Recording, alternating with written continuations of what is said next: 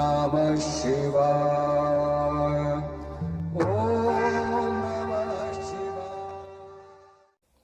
नमस्कार, बहुत बहुत स्वागत है। दर्शकों, आज हम बात करेंगे कि जब दशम भाव का स्वामी तीसरे भाव में बैठता है तो किस प्रकार के फल देता है। 10th हाउस हमारे करियर का है, प्रोफेशन का है। यश और प्रसिद्धि जीवन में कितनी प्राप्त होगी उसको भी हम दशम भाव से देखते हैं। आपका जो कार्य क्षेत्र है उसमें आपकी अथॉरिटी कितनी रहेगी, कितना प्रभुत्व रहेगा, उसको भी हम दशम भाव से देखते हैं। तीसरा भाव जो है वो कम्युनिकेशन का भाव है, ट्रैवलिंग का भी भाव है। जो शॉर्ट ट्रैवल्स होते हैं उसको तीसरे भाव से देखते हैं। छोटे भाई बहनों को हम तीसरे भाव से देखते हैं। इसके साथ ही तीसरा भाव धैर्य का है, पराक्रम का है, आपके पुरुषार्थ का भाव है। मुख्यतः तीसरा भाव जो है कम्युनिकेशन से संबंध रखता है।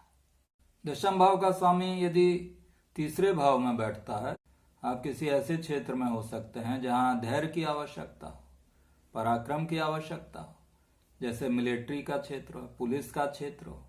जो कार्य क्षेत्र होगा वो कम्युनिकेशन से संबंध रख सकता है, ट्रैवलिंग से संबंध रख सकता है। तीसरा भाव चूंकि मीडिया का भी है तो मीडिया से भी संबंध हो सकता है, राइटिंग स्किल से संबंध हो सकता है, लेखक हो सकते हैं आप, या एंटरटेनमेंट के फील्ड से भी संबंध हो सकता है, मार्केटिंग के क्षेत्र से संबंध हो सकता है। अब 10वां भाव चूंकि अथॉरिटी को दिखाता है और तीसरा भाव जो है छोटे भाई बहनों का भाव है, तो यदि दशम भाव का स्वामी तीसरे में बैठा हो तो ये दिखाता है कि आपका प्रभुत्व अपने छोटे भाई बहनों पर रहेगा, उनके ऊपर आपका कमांड रहेगा। अब विभिन्न ग्रह जो दशम भाव के स्वामी होते हैं वो तीसरे भाव में बैठकर अलग अलग फल देते हैं। वो किस राशि में बैठे हैं उसके अनुसार भी उनका फल होता है। अब यदि सूर्य दशम भाव का स्वामी है और तीसरे भाव में बैठा हो तो ऐसी स्थिति में सूर्य यहां पर मकर राशि में बैठा होगा। वैसे तो सूर्य की स्थिति तीसरे भाव में शुभ है, लेकिन चूंकि शत्रु राशि में बैठा हुआ है तो यहां पर ईगो के कारण, स्वाभिमान के कारण जो आपका कार्य क्षेत्र है उसमें परेशानी आ सकती है। जो आपके सहयोगी हैं, जो साथ में काम करने वाले हैं, उनके साथ संबंधों में तनाव हो सकता है आपके ईगो के कारण। अब सूर्य चूंकि पिता का भी कारक है तो यहाँ पर जो जातक के पिता हैं वो उसको गाइड करते हैं, दूसरों से किस प्रकार कम्युनिकेट करे, किस प्रकार उसका व्यवहार अपने छोटों के साथ रहे। तो यहाँ पर ऐसे जातक के ऊपर पिता का अधिकार रहता है। चंद्रमा यदि दशम भाव का स्वामी है और तीसरे भाव में बैठा हो। अब चंद्रमा चूंकि एक कल्पनाशील ग्रह है, भावुकता प्रधान भी ग्रह है, तो यहाँ पर जो जातक होगा वो किसी ऐसे कार्य क्षेत्र में होगा जहां कल्पना की आवश्यकता है, भावुकता की आवश्यकता है। कोई राइटर हो सकता है, कवि हो सकता है। यदि फिल्म इंडस्ट्री में है तो वहां स्टोरी राइटर हो सकता है। चंद्रमा का संबंध ट्रैवलिंग से भी होता है, ट्रैवलिंग की कंपनी में काम कर सकता है। बृहस्पति की राशि में होने के कारण चंद्रमा जो है किसी ऐसे क्षेत्र में भी डाल सकता है आपको जहां पर ज्ञान की आवश्यकता हो। तो कल्पनाशीलता और ज्ञान का यहां आपस में समन्वय हो जाता है। यदि मंगल दशम भाव का स्वामी है और तीसरे भाव में बैठा, अब मंगल चूंकि साहस प्रधान ग्रह है, मंगल में आक्रामकता भी होती है, पराक्रम भी होता है, आर्गुमेंट्स की क्षमता होती है। तो यदि ये तीसरे भाव में बैठा होगा तो यहां पर अपने सहयोगियों के साथ या जो आपके नीचे काम करते हैं उनके साथ आर्गुमेंट्स की संभावना हो सकती है अगर मंगल पीड़ित अवस्था में हो। वैसे यदि मंगल शुभ दृष्ट हो या शुभ ग्रहों के साथ तीसरे भाव में बैठा हो तो ये शुभ स्थिति होती है। आप चाहेंगे कि आपके सहयोगी जो कम मेहनत से काम करें, क्योंकि आप में एनर्जी है तो आप उनको काम करने के लिए प्रेरित करेंगे, मेहनत करने के लिए प्रेरित करेंगे। ऐसे जातक पुलिस के क्षेत्र में हो सकते हैं, डिफेंस के क्षेत्र में हो सकते हैं, स्पोर्ट्स पर्सन भी हो सकते हैं। क्योंकि मंगल जो है पुरुषार्थ का ग्रह है, मेहनत कराने वाला ग्रह है, तो खेल से भी संबंध हो सकता है। ऐसे जातक बिजनेस के क्षेत्र में भी हो सकते हैं, क्योंकि वहां भी काफी पुरुषार्थ की आवश्यकता होती है। यदि दशम भाव का स्वामी बुध हो और तीसरे भाव में बैठा हो, अब बुध चूंकि ये कम्युनिकेशन का ही ग्रह है, कम्युनिकेशन की क्षमता को दिखाता है व्यक्ति में, तो ऐसे जातक बातचीत करने वाले होंगे, मार्केटिंग के क्षेत्र में हो सकते हैं। बुध चूंकि बिजनेस का भी कारक है, तो बिजनेस के क्षेत्र में हो सकते हैं। यहाँ पर बुध चूंकि एक बुद्धि का कारक ग्रह है, साथ में राइटिंग स्किल को भी दिखाता है, तो ऐसे जातक किसी ऐसे क्षेत्र में हो सकते हैं जहाँ लिखने की आवश्यकता पड़ती हो, राइटिंग की आवश्यकता पड़ती हो। एडवर्टाइजिंग के क्षेत्र में हो सकते हैं, मीडिया के क्षेत्र में हो सकते हैं, कोई राइटर हो सकते हैं।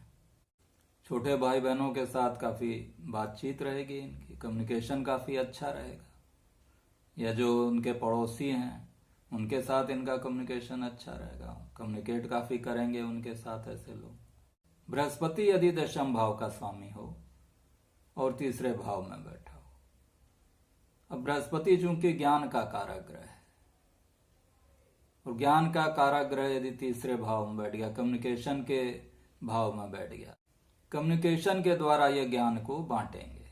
कोई प्रीचर हो सकते हैं, उपदेशक हो सकते हैं, टीचर भी हो सकते हैं, क्योंकि टीचर का काम भी ज्ञान देना है। धार्मिकता के साथ इनका संबंध होगा, दार्शनिकता के साथ इनका संबंध होगा, तो ऐसे जातक दार्शनिक भी होते हैं। अध्यात्म से इनका जुड़ाव हो सकता है, आध्यात्मिक गुरु भी हो सकते हैं। ऐसा आध्यात्मिक गुरु जो ज्ञान को बांटता हो या अध्यात्म का प्रसार करता हो, कम्युनिकेशन के द्वारा यहाँ पर अध्यात्म का प्रसार होगा ऐसे जातक के द्वारा। तो बृहस्पति की स्थिति भी तीसरे भाव में शुभ फल देती है। यदि शुक्र दशम भाव का स्वामी हो और तीसरे भाव में बैठा हो, अब शुक्र जो है एंटरटेनमेंट का कारक ग्रह है, कलात्मकता से इसका संबंध होता है, क्रिएटिविटी के साथ शुक्र का संबंध है।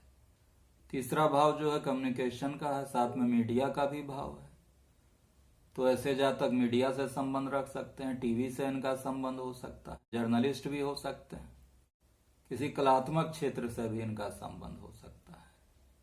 यदि फिल्म लाइन में है तो वहां संगीत से इनका संबंध होगा, म्यूजिशियन हो सकते हैं या गीतकार हो सकते हैं। तो शुक्र की स्थिति तीसरे भाव में अच्छी होती है। अब शुक्र का संबंध चूंकि स्त्री से भी है, तो यदि पुरुष जातक की कुंडली है तो वहां पर जो सहयोगी होंगे ऐसे जातक के, उसमें स्त्रियों की संख्या अधिक होगी। स्त्रियों से इनको अच्छा सहयोग मिलेगा इनके वर्क प्लेस पर, और कम्युनिकेशन भी जो होगा इनका स्त्रियों से ज्यादा होगा। शुक्र के साथ यदि राहु बैठा हो तीसरे भाव में, तो यहाँ पर व्यक्ति को एंटरटेनमेंट के फील्ड में भी ले जा सकता है, मॉडलिंग के क्षेत्र में या टीवी के क्षेत्र में ऐसा जातक जा सकते हैं, फिल्म क्षेत्र में भी ऐसे जातक जा सकते हैं। यदि शनि दशम भाव का स्वामी है और तीसरे भाव में बैठा हो, अब शनि जो है एक अनुशासन प्रिय ग्रह है, गंभीर प्रकृति का ग्रह है, तो यदि तीसरे भाव में शनि बैठा तो ऐसा जातक ये चाहेगा कि जो उसके सबऑर्डिनेट्स हैं, जो उसके सहयोगी हैं या उसके अधीनस्थ जो लोग हैं कार्य क्षेत्र में, वो अनुशासन से रहें, गंभीरता पूर्वक काम करें, अनुशासन के साथ काम करें। और ऐसे जातक जो हैं कार्य क्षेत्र में खुद भी काफी गंभीरता से कार्य करते हैं, अनुशासन के साथ कार्य करते हैं। तो शनि की स्थिति एक ढंग से तीसरे भाव में शुभ है, और वैसे भी शनि तीसरे भाव में शुभ फल प्रदाता होता है। यदि शनि किसी पाप ग्रह के साथ पीड़ित हो तो वहां पर कार्य क्षेत्र में संघर्ष के बाद सफलता देता है। इस प्रकार दर्शकों आपने जाना कि विभिन्न ग्रह जो दशम भाव के स्वामी होते हैं और तीसरे भाव में बैठे होते हैं किस प्रकार के फल देते हैं। तो आशा है कि आपको मेरा वीडियो पसंद आया होगा। यदि वीडियो पसंद आया तो कृपया लाइक करें, शेयर करें, सब्सक्राइब करें। धन्यवाद।